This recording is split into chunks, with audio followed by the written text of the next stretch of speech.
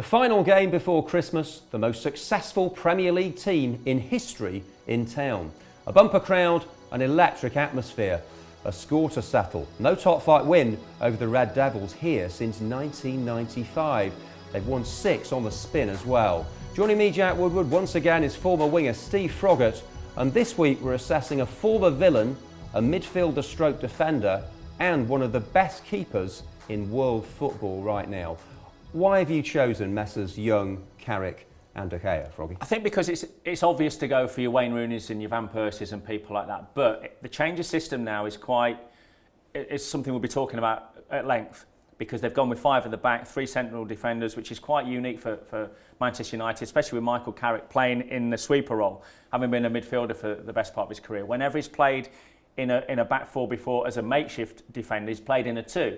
Which he struggled at, and we have exposed him ourselves in that position. Ashley Young as well, another player coming back, did great for us when he was a player, but he's coming back as a wing-back, a totally alien position for him that he's getting to grips with. And the main man, David De Gea, who simply, they would not have won 6 games on the bounce but for this lad, because they were battered at Southampton. Liverpool could have had 6 goals against them, but for him, he's just been an absolute colossus. It's going to take something very special to beat him, isn't it? I know we've got a poor record against United, but come on, law of averages. I know I've said this before, it's got to happen sooner or later, and it is still an occasion for these players to relish. I think when the Red Devils come to town, there's always a sparkle at Villa Park. Yeah. Jack. We know it could be like the first time we've had a full house for a while here at Villa Park. Everybody wants to see Man United play. Everybody wants to see a Villa Man United game because they're always exciting. There's always something going on. There are always goals. There's good games. I think there'll be lots of goals in this game. I'm not going to predict which way it goes because obviously we've not done so great against them. But I've never known a United team come to Villa Park this vulnerable defensively. And that is all I'll say. OK, Dwight York with us on the show this week. One of the widest grins in football, and he's had lots to smile about over the years. Yeah, great boy, really, really good boy. I mean, when he came over from the Caribbean, he was so full of life, and he had this great big infectious smile that you just couldn't help but like. And it was a time we were playing against the West Indies in Test matches. Yeah. And we all know his big powers for Brian Lara, so he's getting, coming in, you English lot of rubbish.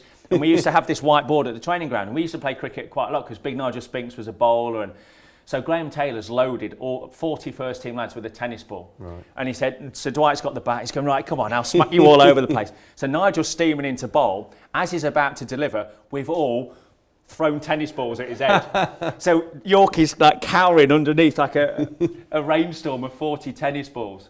So it wasn't quite a grin, as much as a look of fear. It wasn't grinning, it wasn't grinning. Well, it could have been worse. It could have actually been cricket balls now, couldn't it? So we were kind just with tennis balls. Yeah, he may be mates with Brian Lara. He's not quite as good at cricket. No, but he wasn't too bad at football. You've got to say he was, and a really good lad as well, who went on to have an amazing career. Yeah, lovely fella. Played for both clubs. Froggy, thanks very much indeed. Much more to come from him with our analysis on this week's pre-match show, along with the thoughts of star striker Christian Benteke, and we have some festive goals scored in years gone by to get in the mood for the crucial Christmas period.